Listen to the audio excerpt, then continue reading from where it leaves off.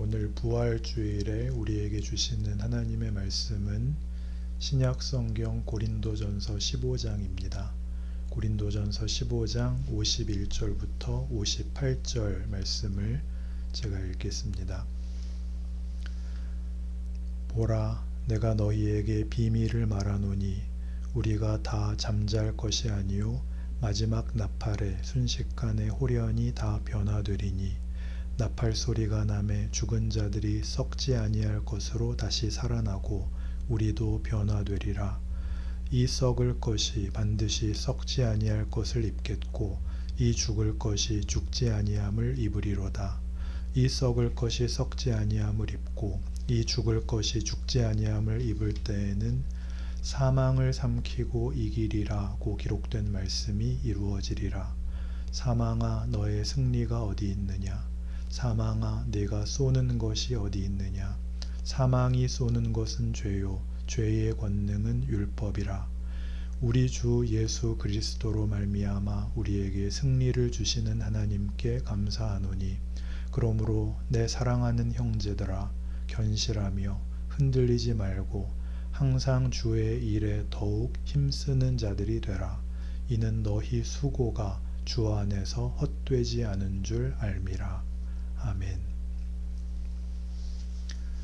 고린도전서 15장은 부활에 관한 가르침이 자세히 기록되어 있어서 소위 부활장이라고 부릅니다. 결국 예수 안에서 성도들은 승리할 것이며 하나님의 약속과 신실하심과 베푸시는 구원의 능력으로 영광 중에 부활할 것을 약속하고 있습니다. 그런데 문제는 예수 그리스도로 인한 부활 승리가 성경에 이렇게 약속되었음에도 불구하고 우리 성도들에게 그 부활의 영광이 현실로는 왜 허락되지 않는가 하는 것입니다.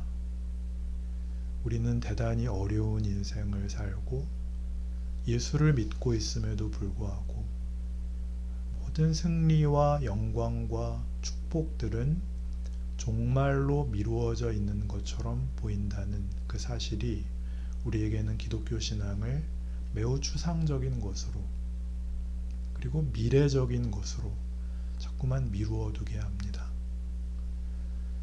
종말이라는 것은 결국 끝이 어떻게 되느냐 하는 것을 표현하는 전문 용어인데, 기독교가 종말론적이다 라고 얘기할 때는 그 끝이 하나님의 권한, 하나님의 능력, 하나님의 목적에 묶여 있다 하는 뜻입니다.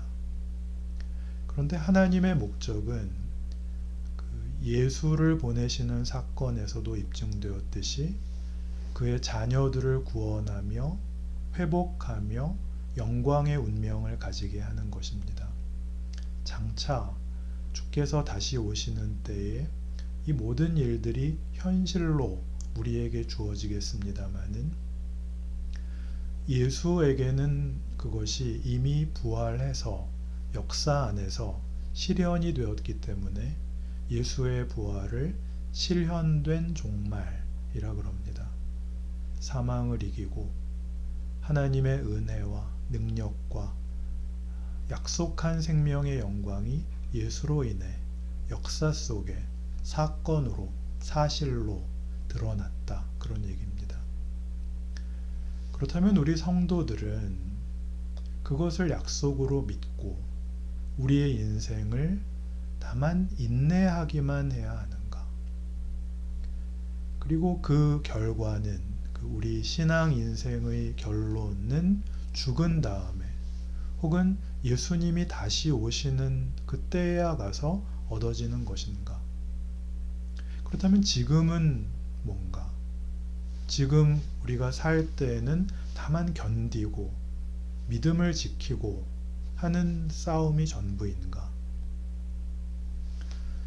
확인된 바는 아닙니다만 전설에 의하면 콘스탄틴 대제가 박해받던 기독교를 로마의 국교로 자신이 공인해 놓고도 이게 싫어서 자기는 평생을 안 믿다가 죽기 직전에 믿었다면서요. 그건 도대체 어떻게 하는 건지 잘 모르겠지만 이런 문제가 이제 오늘 이 고린도전서 15장에서 우리가 확인해야 할 더 깊은 부활에 대한 성경의 가르침에 대한 그 이해여야 할 것입니다. 우리는 부활이 초월적 사건이라는 것을 알고 있습니다. 사망은 당연한 자연 법칙이지만 사망을 이기고 생명이 다시 일어난다는 것은 초월적인 사건이지 자연적인 사건일 수 없습니다. 그래서 우리 예수를 믿는 이들은 하나님이 계시고 창조가 있고 그 아들을 보내셔서 부활이 있고 마지막 심판이 있고 하는 이 모든 일들을 초월의 승리로 이해를 하고 자연에 대해서는 그 의미가 좀 애매한 그런 소극적인 입장에 있는 것이 대부분의 성도들의 이해입니다. 자연과 초월 이 구분을 제가 좀 이해를 돕기 위해서 자연 대신에 세상이라는 단어를 함께 사용하겠습니다. 우리는 늘 세상과 신앙의 세계를 이원 대립적으로 여기는 습관이 있으니까요. 세상과 초월이 배타적으로 이분법으로 이해되어서는 안 된다라는 것이 성경의 가르침인데 신자들은 늘 자연에 대해서 세상에 대해서 소극적이고 부정적입니다. 그러나 기독교의 초월을 증언하는 가장 중요한 몇 가지 예만 보아도 그건 잘못된 이해라는 것을 알 수 있는데 예를 들면 성육신이 그렇고 부활이 그렇습니다. 성육신이란 성자 하나님이 인간으로 태어나시는 것입니다. 동정녀 탄생을 우리 기독교가 중요한 사건으로 꼽고 있죠. 처녀가 아이를 낳습니다. 그런데 이 사건은 초월이면서도 잘 생각해 보십시오. 알에서 나지 않고 여자에게서 납니다. 여자에게서 나는 것, 어머니에게서 자녀가 태어나는 것, 그건 세상의 법칙입니다. 그렇죠? 부활은 앞에 일어난 어떤 결말, 뒤집을 수 없는 어떤 결과를 뒤집은 반전의 사건입니다. 앞에 뭐가 있었냐? 사망이 있었죠. 사망을 뒤집는 이 부활은 세상과 죄가 결과하는 사망을 전제하지 않고는 부활이라고 부를 수가 없습니다. 즉, 하나님의 일하심을 보면 세상은 하나님과 상관없는 것이고 초월만 하나님의 권능이어서 이 모순된 이 비관적인 세상에 하나님이 초월로 개입하셔서 우리를 거기서 구원해 내가는 것이 아니라는 것입니다. 그 정도로만 생각해서는 그건 기독교 세계관을 제대로 이해하지 못하는 것입니다. 하나님은 세상을 창조하신 분입니다. 자연과 세상은 하나님의 영광의 그 현시입니다.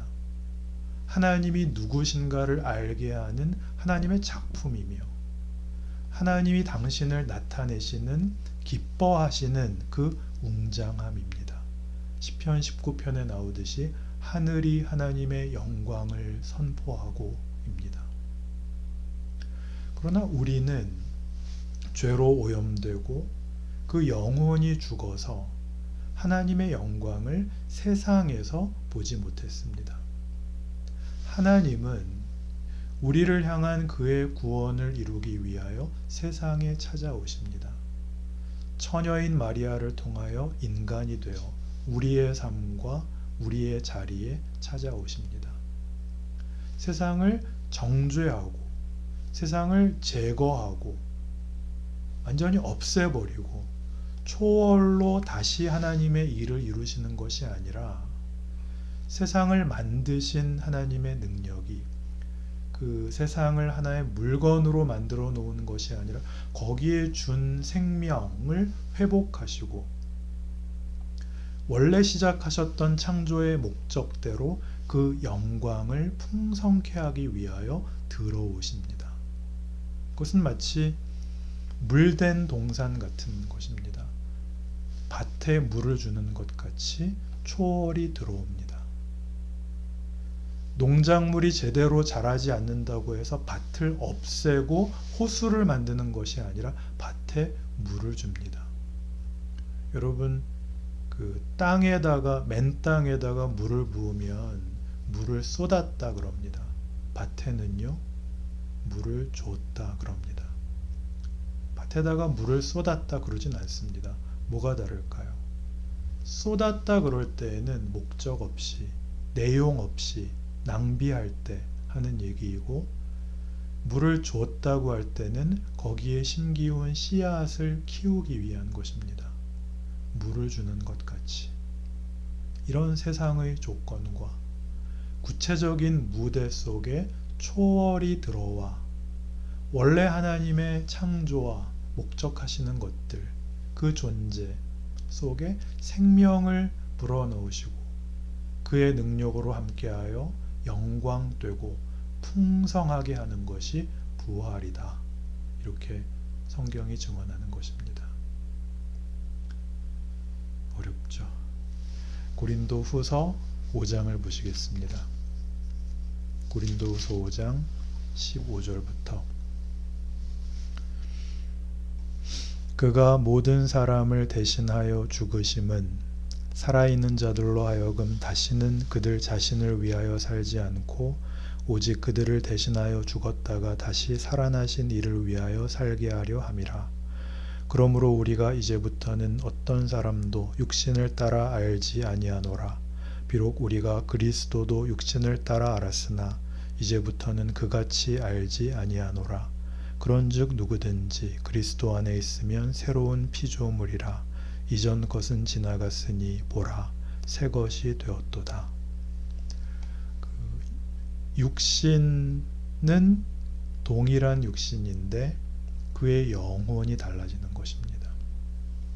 이 육신을 없애고 새로운 영적 무슨 존재를 새 물건을 만들어내듯이 만들어내는 것이 아닙니다.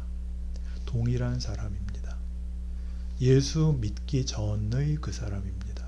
각자의 개성과 고집과 독특함을 가지고 있는 사람인데 거기에 밭에 씨를 뿌리고 물을 주는 것 같이 그리스도 예수 안에서 하나님이 우리 안에 생명과 권능으로 함께하사 우리를 돌려놓습니다.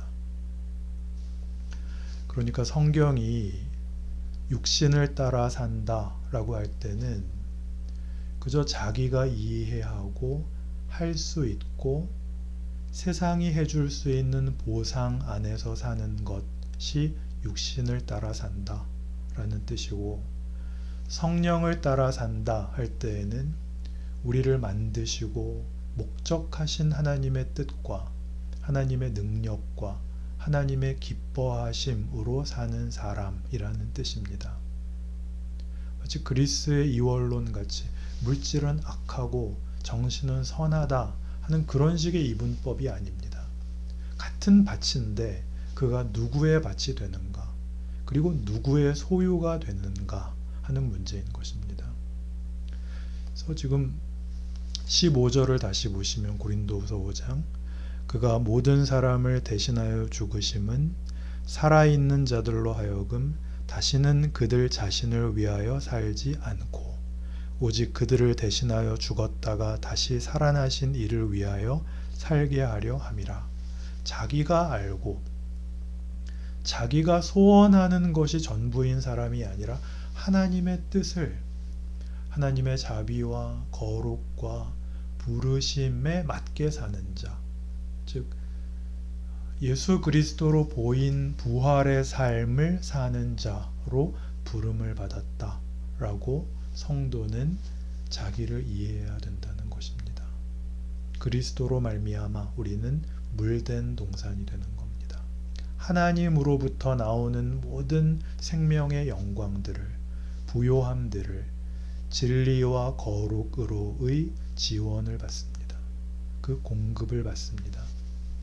그래서 우리라는 구체적 존재가 하나님의 은혜로우시고 자비로우시고 선하시고 충만하신 것으로 구체적인 하나님의 영광을 드러내는 존재로 내가 뭘 하느냐의 문제 이전에 그렇게 충만해지는 것, 그것이 신앙입니다. 그것이 예수를 믿는다는 뜻입니다. 우리 각각을 너는 이제 새것 이전 것은 지나가고 새 피조물이 되었으니 다른 것으로 대체하자, 그런 것이 아니라 우리라는 존재를 있는 그대로 대접하시는 하나님의 놀라운 사랑입니다. 어떤 구호들이나 어떤 이념들에 묶인 것이 아니라 여러분 각각을 하나님이 찾아와 붙잡으시는 것입니다. 예수의 오심을 보세요. 무한하신 하나님이 유한 속에 그냥 들어오는 정도가 아니라 한 인간이 되어 우리 각각의 존재의 옆에 찾아와 동일한 삶의 현장 속에서 우리를 끌어안으십니다. 여러분의 실존 속에서 1대1의 인격적 관계와 여러분의 삶의 현장 속에서 하나님이 우리를 이렇게 찾아와 우리에게 이런 복, 이런 승리, 이런 영광을 주시는 바로 그런 방법으로 우리의 삶을 이렇게 다스리십니다. 그리고 예수께서 내가 있는 자리까지 찾아오신 것 같이 아무 죄도 없으시나 죄인 된 우리와 똑같은 모양으로 죄 지어 가는 자리까지 죄 없는 분이 찾아 들어오는 것, 우리의 죽음 거기까지 쫓아 들어와 그의 부활에 우리를 묶으신 것 같이 우리가 지옥에 가면 지옥에까지 따라 들어와 우리를 건져내시는 그분의 그 찾아오심 같이 우리에게도 그렇게 살라고 하시는 것입니다. 바로 이것이 초월을 얘기하는 기독교가 왜 세상을 해결해 주지 못하는가에 대한 성경적 답입니다. 고린도후서 4장 7절입니다. 4장 6절입니다. 어두운 데에 빛이 비치라 말씀하셨던 그 하나님께서 예수 그리스도의 얼굴에 있는 하나님의 영광을 아는 빛을 우리 마음에 비추셨느니라. 우리가 이 보배를 질그릇에 가졌으니 이는 심히 큰 능력은 하나님께 있고 우리에게 있지 아니함을 알게 하려 함이라. 우리가 사방으로 우겨쌈을 당하여도 쌓이지 아니하며 답답한 일을 당하여도 낙심하지 아니하며 박해를 받아도 버림받지 아니하며 거꾸러뜨림을 당하여도 망하지 아니하고 우리가 항상 예수의 죽음을 몸에 짊어짐은 예수의 생명이 또한 우리 몸에 나타나게 하려 함이라. 여기 6절에 어두운 데에 빛이 비치라 말씀하셨다는 것은 창조에 관한 인용입니다. 창조 때에 하나님께서 빛이 있으라 하시자 빛이 생겼던 것처럼 무에서 유를 창조하시는 그 능력으로 예수 그리스도의 얼굴에 있는 하나님의 영광을 아는 빛을 우리 마음에 주사 우리가 예수를 믿게 하셨답니다. 하나님의 자녀로 부르셨답니다. 그래서 이제 우리가 사는 동안 하나님이 예수 안에서 우리에게 무엇을 주셨으며 우리에게 무엇을 만드셨는가를 이제 우리의 삶 전반에 걸친 모든 기회와 정황 속에서 삶으로 나타내는 증언자로 서 있다고 말합니다. 우리는 마치 사방으로 우겨쌈을 당한 것처럼 질그릇처럼 그런 존재로 이 세상에 존재하지만 실상은 우리 안에 보배가 있답니다. 세상을 지으셨고 우리 죄를 고치시고 회복하시고 용서하시고 거듭나게 하시는 하나님의 능력을 품고 이 세상을 살도록 되어 있습니다.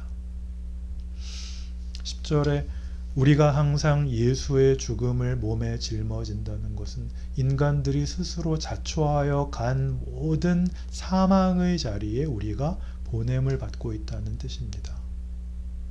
예수 안에서 허락한 구원, 그리스도 안에서 준 부활의 권능과 영광을 생각해봐라.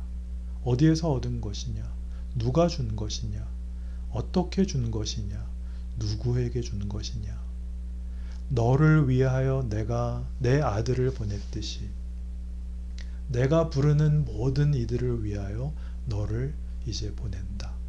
그게 신자들의 인생이죠. 이걸 이해하지 못하면 신자는 늘 억울합니다. 뭐 하나 잘하면 하나님이 복을 주실까?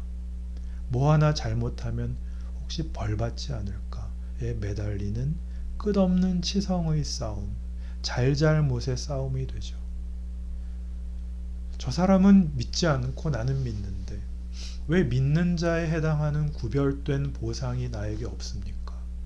저 믿지 않고 아무것도 모르는 사람이 사는 것과 똑같은 삶을 내가 살아야 한단 말입니까? 아니, 그것보다도 더 못한 삶을 살아야 한다면 예수 믿는다는 건 도대체 무슨 소용입니까? 아무 답도 없는 막막한 인생을 저들과 똑같이 그 세상의 조건들과 모순과 그 불의한 세상 속에서 억울한 인생을 살아야 한단 말입니까? 로마서 14장이 말하는 신자의 모습을 봅시다. 로마서 14장 7절. 우리 중에 누구든지 자기를 위하여 사는 자가 없고 자기를 위하여 죽는 자도 없도다. 우리가 살아도 주를 위하여 살고 죽어도 주를 위하여 죽나니 그러므로 사나 죽으나 우리가 주의 것이로다. 이를 위하여 그리스도께서 죽었다가 다시 살아나셨으니 곧 죽은 자와 산 자의 주가 되려 하심이라. 우리가 주의 것이로다. 이 이야기는 여러분 억압이거나 또는 억울하다 그런 의미가 전혀 아닙니다. 화가의 손에 붙잡힌 붓처럼 되었다는 뜻입니다. 붓은 그 붓이 아무리 비싸도 혼자서는 아무것도 할 수가 없죠. 누가 그 붓을 쥐었느냐? 누가 우리의 인생을 쥐었느냐? 나의 존재를 쥐고 있느냐에 우리에게 그리스도가 예수 안에서 아버지가 쥐고 있다 라는 것처럼 우리에게 영광되는 것은 없습니다. 비교할 것이 없습니다. 그 고백입니다. 그래서 뭐라 그래요? 살아있는 것도 그분 마음대로 그리는 인생이고 죽음까지도 그분이 그리는 인생이라서 우리에게는 사나 죽으나 어디에서나 무슨 경우나 동일하게 예수를 보내신 그 아버지가 그 하나님이 나의 존재와 경우와 운명의 주인이다. 이렇게 외치는 것입니다. 그러니 존귀하신 교우 여러분, 여러분의 삶을 세상에다가 넘겨주지 마십시오. 세상의 것으로 이겨서 무슨 보상을 받기를 원하십니까? 세상이 약속한 것 중에 여러분을 만족시키는 것이 무엇이 있습니까? 혹 나는 거기에서만 만족을 누린다 라고 한다면 거기로 가십시오. 괜히 일찍 믿어서 손해라는 식으로 하나님을 만홀히 여기지 마시고 나가셨다가 죽기 전에 오십시오. 그러나 신자가 인생을 열심히 사는 것은 이유가 다른 것입니다. 여기에 보상이 있기 때문이 아닙니다.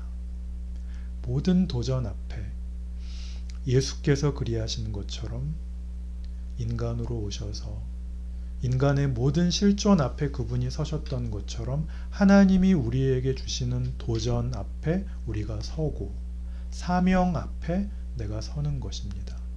무슨 유명하고 크고 굉장한 것이 아니라 살아 있어서 당하는 모든 것들입니다.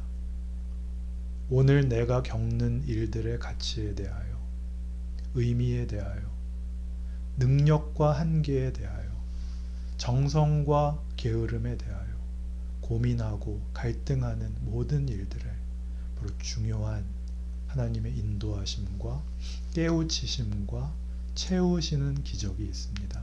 그것이 부활입니다. 그 모든 것 속에서 하나님이 우리를 하나님의 영광으로 채우실 것입니다. 그래서 우리는 살지요. 도망가지 않죠. 다른 사람과 비교하지 않고 자기 인생을 살게 되죠. 자기 인생을 살게 되죠. 누구에게 내 짐을 떠넘길 수 없다는 걸 알고 나를 통하여 하나님이 일하신다는 걸 알기 때문에 그리스도께서 걸으신 길을 우리가 뒤따라가는 자로서 하나님의 신실하심과 무한하심에 관한 항복을 가지고 담대하게 오늘의 인생을 살 수 있는 것입니다. 세상적으로는 답이 안 나오는 그 길을, 그게 부활입니다. 우리가 어떻게 예수를 믿었는지, 그 기적과 그 능력이 어디서 나온 것인지, 빛이 있으라 하시던 하나님의 그 창조의 능력이 우리를 여기까지 어떻게 인도해 오셨는지, 여기에 대한 감동이 없다면 제 설교에 감동하시라는 얘기가 아니고요. 나를 이끌어 오신 하나님의 일하심에 대한 감동이 없으시다면 신앙생활은 불가능합니다. 교회의 외형과 어떤 명분과 표어와 프로그램 같은 것에 여러분의 신앙을 의존하지 마시고 여러분의 삶을 통하여 하나님이 기적들을 나누고 은혜를 나누고 그렇게 하나님이 역사하신다는 사실을 본인이 항복하고 본인이 각오하고 본인이 만족하는 길 이외에 기독교 신앙을 가지고 세상을 살 다른 방법은 없습니다. 그 길을 걸으십시오. 위대한 길을 걸으십시오. 명예와 용기와 인내와 충성을 가지고 기쁘게 그리고 힘들게 걸으십시오. 하나님의 일하심을 여러분 생애 속에서 넉넉히 확인하실 것입니다. 기도합시다.